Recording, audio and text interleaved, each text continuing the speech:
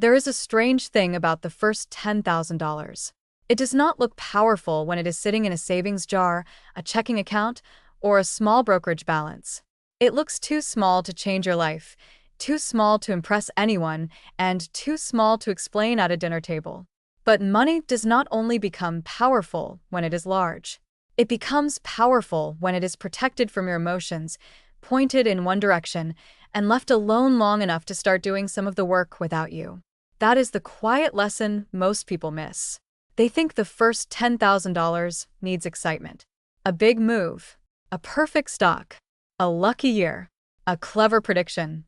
In reality, the calmer path is usually less dramatic.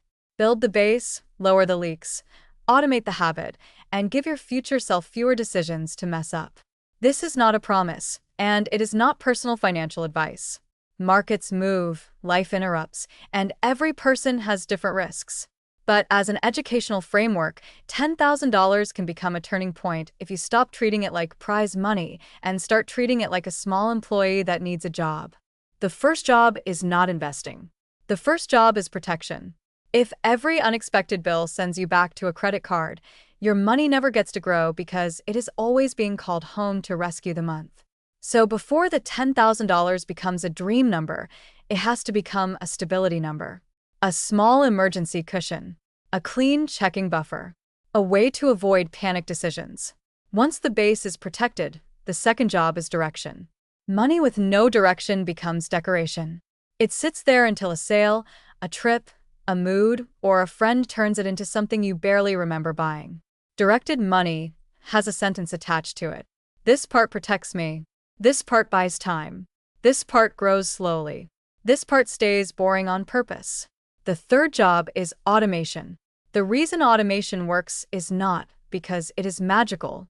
It works because your attention is expensive. Every month you manually decide whether to save, spend, invest, wait, pause, catch up, or start again. Automation removes the argument. The money moves before your lifestyle negotiates with it. The fourth job is patience. This is where most people get uncomfortable because patience feels like doing nothing. But patient money is not lazy money. It is money that has been given a simple system and enough time to repeat. A tree is not lazy because you cannot see it growing every hour. A well-built plan is not failing because it does not entertain you every week. The fifth job is avoiding the expensive story. After people save their first meaningful amount, they often want proof that they are different now. A nicer car, a better apartment, a luxury bag, a trip that makes the money feel real. The danger is not one reward. The danger is letting one milestone become a new monthly identity. You wanted freedom, but you accidentally bought a higher baseline. The sixth job is keeping fees, taxes, and confusion from quietly eating the progress. The flashiest plan is not automatically the strongest plan. For many ordinary investors, broad diversified funds, low costs, regular contributions, and a long time horizon are easier to repeat than constant guessing. The goal is not to look brilliant this month. The goal is to make a reasonable plan survive many ordinary months. The seventh job is learning what volatility feels like before it arrives. Everyone says they are long-term when the line is going up. The real test is whether they can stay calm when the screen turns red and the story gets loud. A quiet investor does not pretend downturns are fun.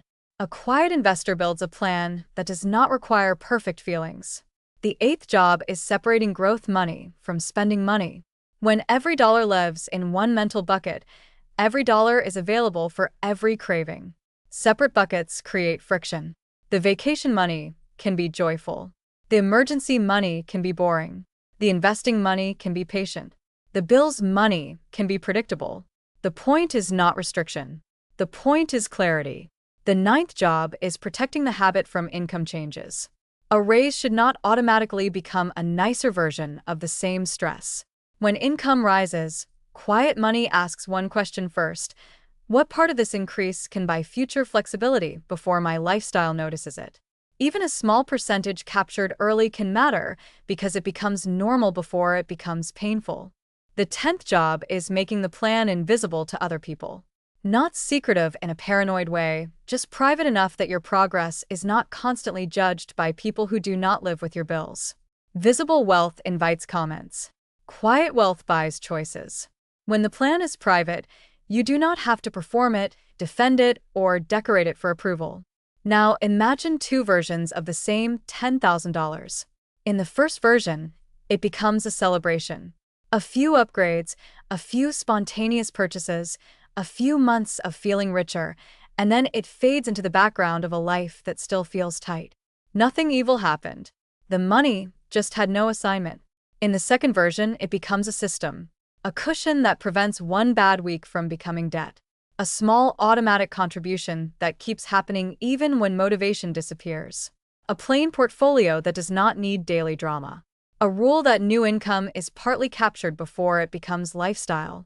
The money may still feel small, but it has stopped being random. That is the quiet difference. The goal is not to turn $10,000 into a personality. The goal is to turn it into a machine. Not a guaranteed machine. Not a risk-free machine.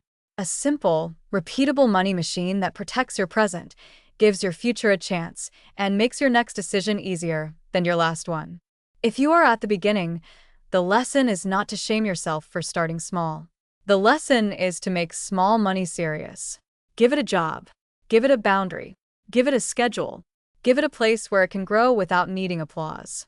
And if you already have more than $10,000, the lesson still applies. Bigger money without a system can disappear into bigger habits. Smaller money with a system can become the first proof that you are no longer reacting to every month. You are building something quiet. There is also a practical rhythm to this. A quiet $10,000 plan does not need you to stare at it every morning. It needs a simple review that is boring enough to repeat. Once a month, you check the cushion, the automatic transfer, the spending buckets, and the next obvious leak. You are not looking for a dramatic opportunity. You are looking for friction. Where did money escape without making life better? Which bill grew quietly? Which purchase was really a mood? That small review keeps the system honest without turning your life into a spreadsheet. Another mistake is waiting until the plan feels perfect. People delay the first automatic transfer because they want the perfect amount, the perfect fund, the perfect account, the perfect market moment. Perfection sounds responsible, but sometimes it is just fear wearing a suit. A smaller, simple habit started now can teach you more than an elegant plan you never begin. You can adjust a living system. You cannot adjust a plan that only exists in your head. And the final hidden benefit is identity. When you protect the first $10,000, you are not only protecting money. You are practicing being someone who does not spend every available dollar just because it is available. You are practicing delayed applause. You are practicing calm during noise. You are practicing the belief that your future deserves a vote before your present mood spends the whole room. Before you chase the perfect move, ask a calmer question. What would happen if the money you already have became more organized, more protected, more automatic, and less available for emotional spending? That question is not exciting. It will not impress a room, but it is the kind of question that can change the direction of a